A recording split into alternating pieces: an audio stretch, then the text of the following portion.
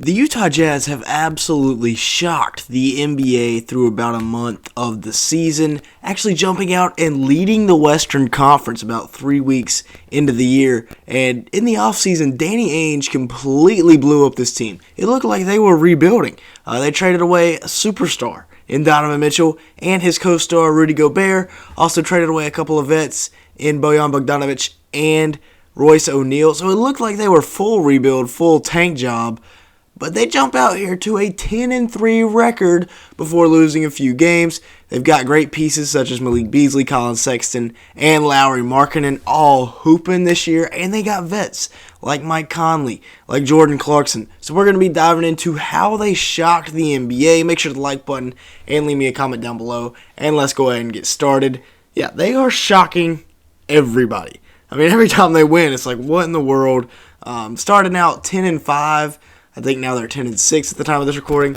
How have they done it?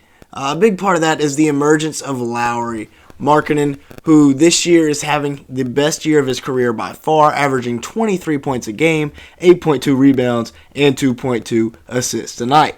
Now, the Cavs traded him to the Jazz as really the only piece of their roster that actually played games last year, and it apparently paid off for the Jazz. 53% from the field, 34% from 3 and 1 block. The marksman has been shooting it really well. I feel like that 3-point percentage doesn't really accurately display what he's been doing because he's been killing teams with that 3-ball. I mean, you look at with Cleveland last year, his numbers were nothing like this. His closest season to this was his second in Chicago, but last year with Cleveland put up 15 points a game, 6 boards, and 1.3 assists. So you can see why the Cavs thought he was a bit expandable, but he's proven he can be a franchise player through 14 games. I mean, it's a long way to go in this season, but still, you see the percentages last year with Cleveland, and he's gotten his shooting splits up this year for sure. Now, the team basketball concept that this Jazz squad is going with, they pass it around. They don't have a true superstar. Probably don't even have an all-star on the squad right now. They're 5th in points per game and 5th in offensive rating, though.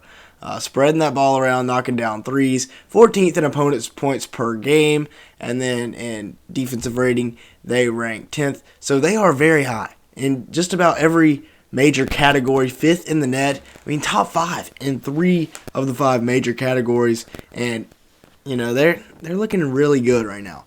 Now, the old vets on this squad, Mike Conley and Jordan Clarkson, the experienced guards of the crew, they're playing pretty well this year as well. We'll start off with Clarkson, who in his first year as a starter in Utah has really picked it up. 18 points a game, 4.3 rebounds, 4.7 assists. He had that 6th Man of the Year campaign a couple of years ago when the Jazz were really good, the 1 seed, I believe. And then last year he kind of slacked off a bit. This year, though, as a full-time starter, he's really putting the ball in the basket. 43% from the field and 39% from 3 in about 30 minutes per game. And he can absolutely shoot it from 3. That's what we call a flamethrower right there, just knocking threes down left and right. That's an impossible shot, and it went in. I mean, his feet were pointed the complete opposite direction. This year for the Jazz, Mike Conley's averaging 11 points, but he's doing it very well, or doing a very good job spreading the ball around. 8 assists per game, 2.4 rebounds, and he can still break you down off the dribble. Don't get it twisted. Got a nice little floater game there. 39% from the field, 36% from 3. So, if his efficiency was better, he'd probably be averaging closer to 15 a game, but still 1.2 steals. And, overall, he's doing a very good job playing point guard on this young Jazz team with, like I said, no real superstar. Career resurgence for a couple of guys here. Kelly Oubre Jr., or not Kelly, oh my gosh, I got my Kellys mixed up. Kelly Olynyk and Colin Sexton. Sexton put up about 13, 2, and 2. Still not really sharing the ball too much, but it has gotten better since the Cleveland days. They're bringing him off the bench in about 20 minutes of game. He's shooting at 47% from the field, 37% from 3. So good numbers there from Sexton. Got that efficiency up. Like I said, though, still not passing the ball that much. Olynyk, 13.2 points per game, 4.8 rebounds, and 3.1 assists. Out of nowhere, really. Like, if you were looking at the Jazz squad, I probably wouldn't even projected Kelly Olynyk to get playing time at the beginning of the year. But here he is playing 27 minutes a game, shooting at 55% from the field and 39% from 3. I mean, you can't make this stuff up. The man is just out here balling. Now, there could be some trouble on down the line because you look at their collection of picks in the future and you see a big hole. 2024, their pick belongs to OKC. So that could be a huge reason that they are not tanking. Sam Presti out here ruining futures once again. They can't tank next year. So do they try and tank this year? I mean, like I said, they need to be good next year because obviously they don't want to give a top 10 pick to the Thunder. I mean, they're kind of in a pickle here. They got some younger guys on the roster in Talen Horton-Tucker, Malik Beasley, and Jared Vanderbilt. But yeah, they cannot be bad next year. Beasley's putting up 12 points per game, 4.3 rebounds on 42% shooting from the field and 41% from three. So a very good stat line from him.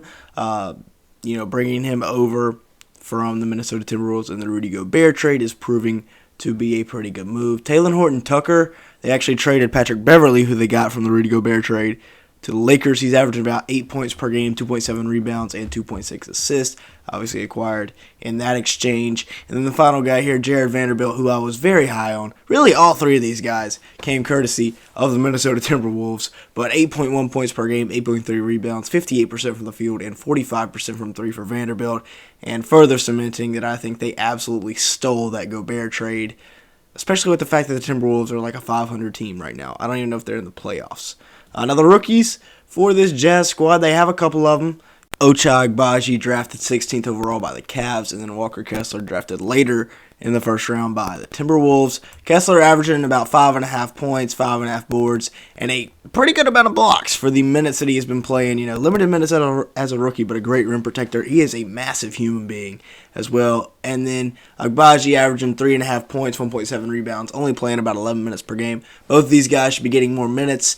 If they do decide to tank it, I would like to see Kessler be getting a lot of Kelly Olynyk's minutes. Now, the picks, we talked about that they don't have a 2024 pick, but they do have a very nice stash to look at over the next few years. 2 first-round picks in 2023, one of their own and one of Minnesota's. And they have a pick swap there. I believe it's the best of Philly, Brooklyn. All right, it's very complicated. But they get a swap there as well. So they'll have potentially 3 first-round picks. 2025, they have Minnesota's their own and Cleveland, so 3 more first-round picks there. 2026, they have their own, and then Minnesota or Cleveland, I imagine, whichever has the worst record, the pick swap there. And then part 2 of their picks here, they have their own in 2027, Cleveland's and Minnesota's, so 3 first-round picks in 2027. 2028, they have 2 more, their own in Cleveland. 2029, Cleveland, Minnesota, and their own. So a lot of first-round picks over the next few years.